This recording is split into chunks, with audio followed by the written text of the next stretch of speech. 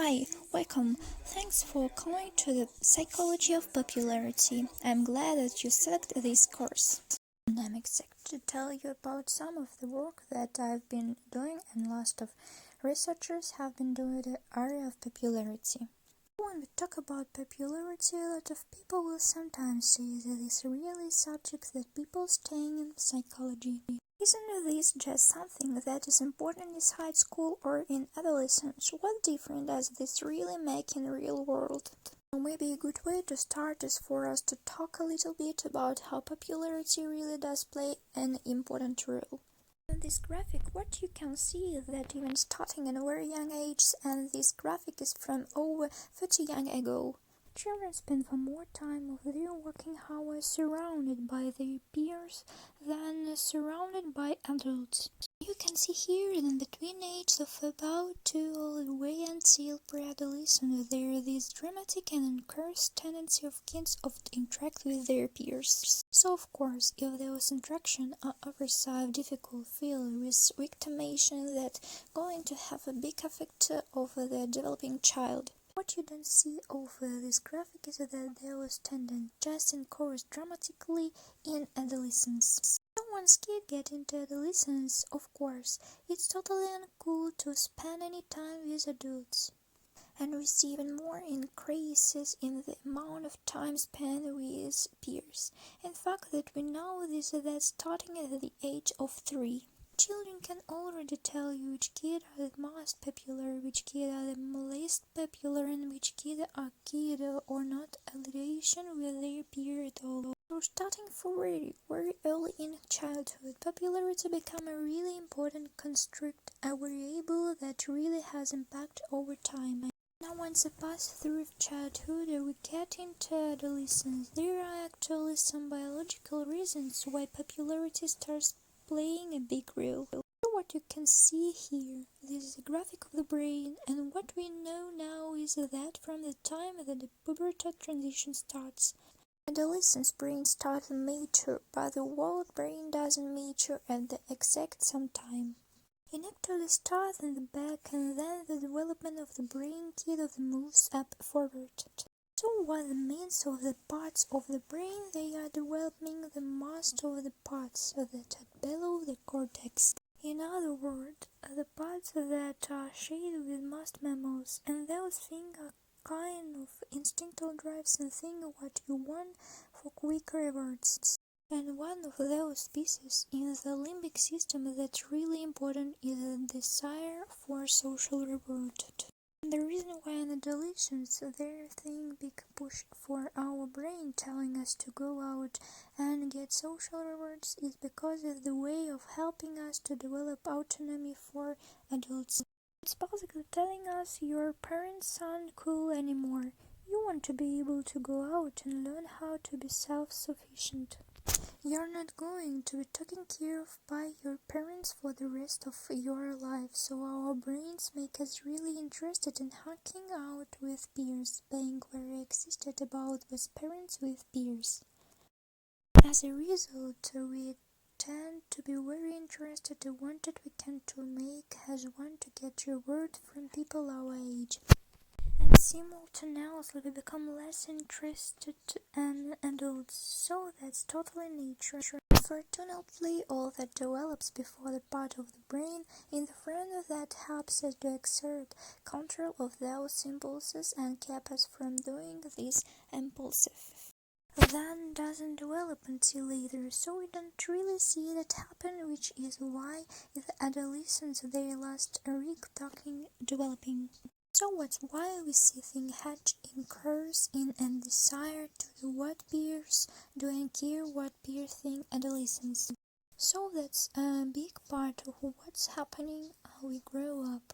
And of course, one thing about adolescence, usually the things we remember the most are not the things that happening with our parents or the things that happening with our course in high school.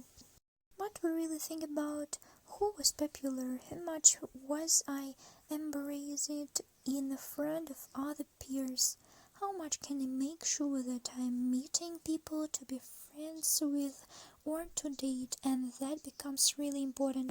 What about with adults? Well, I mean, one interesting thing about adulthood is that for some reason adults love think about their adulthood in terms of psychology. And if you look at things that you see on TV or song or expect the movies of there are tons of movies that kind of bring a back of those times of adolescence.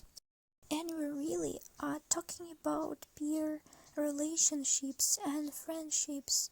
There are reasons why we're really interested in that, and that's from nostalgic value. But maybe there's a reason why we also care about popularity as adults that has to do with birthday. If you think about it, there are a lot of ways that in our adulthood life we are still thinking about popularity really affected by popularity.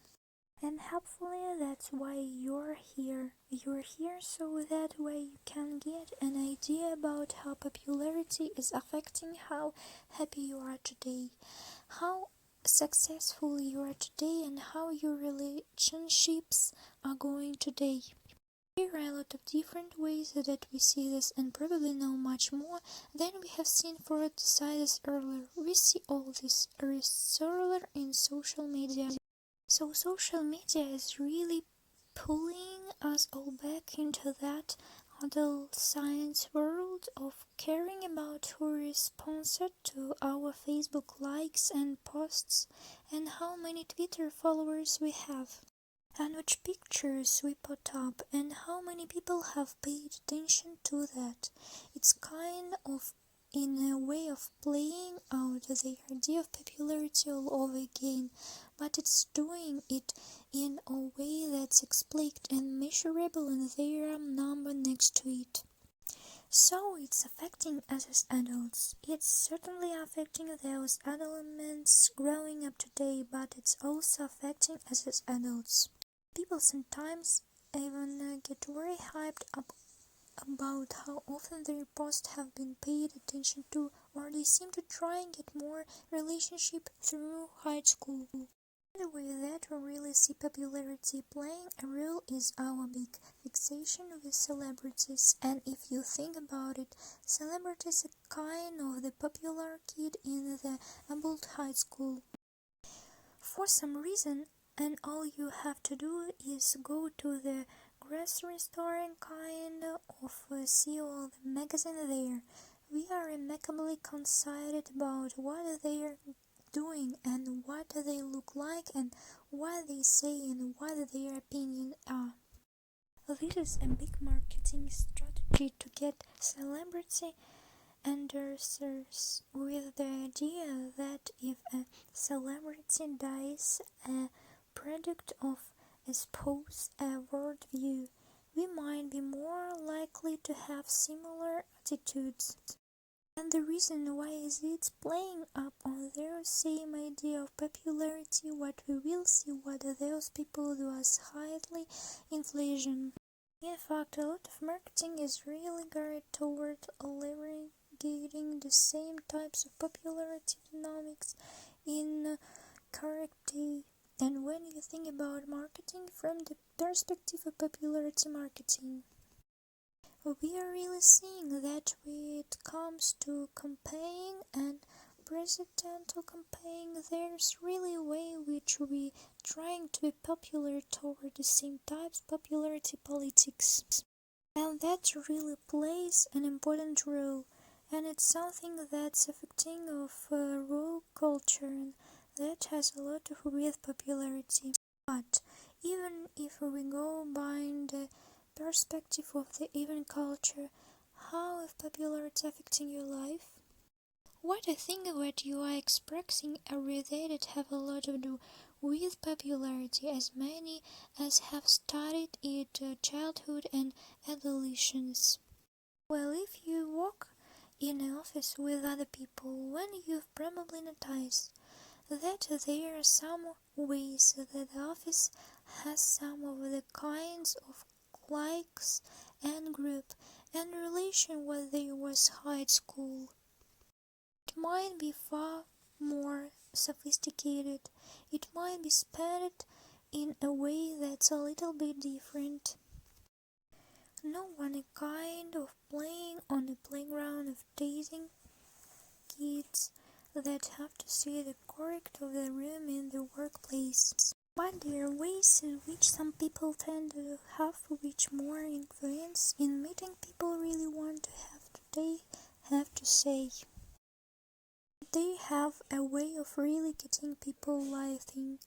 They might stand at a door flame having conversation with a colorful lot of whereas other people they are not in a tight to lunch. They really are someone that people want to affiliate with. Turns out that really affecting work performance that affects how much the company overall is successful. That even affects how long people will stay at their job, and a lot of that has to do with popularity. We also see this, of course, play a role in all of our relationships. So whether it's our adulthood friendships and how much we feel we're getting support from friends in times of stress, or how much we feel in our friendship groups, there are some people who tend to be the boss and tell everyone what we're doing and what their plans are and what house you're meeting at. Versus those that tend to still feel a little bit like they're on the outskirts of the social group, or they're not the ones in the neighborhood that are often invited into all of the events. That's all about popularity too. In fact, we even see that play a big role when it comes to romantic partners. Who you meet, how dating goes, how we feel during a date, and afterwards our satisfaction in our emotional relationships or often kinds of romantic partnerships. A lot of it stems from the things we learn about popularity. Of course, for those of us that are parents in our adulthood, we also find that parents is something really tied into popularity as well. We know that the way that you experience popularity as child is related to the kind of parents you are. And we also know that it affects your own children's level of popularity and whether they do well at school or if they don't do as well as their peers.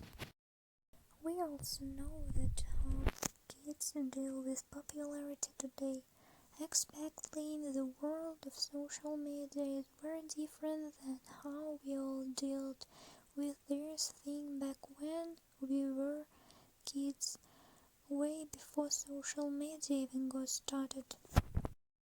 So that's something we're going to talk about as well. So overall that we're going to talk about for the rest of this course is specifically why popularity is so important. Why is it that it is something that we all seem to care much about when we're young, and it continued to play out at all there's different ways in adulthood. We're going to talk also about how we study popularity scientifically and using that scientific research. What do we know about what predict who's popular across list of different scientific and across the lifespan? And how popularity predict our life outcomes overall. And we're going to talk about all of their thing over the course of the next few lectures. So thanks again for joining. Really excited you're here and excited to keep on going with the next clip.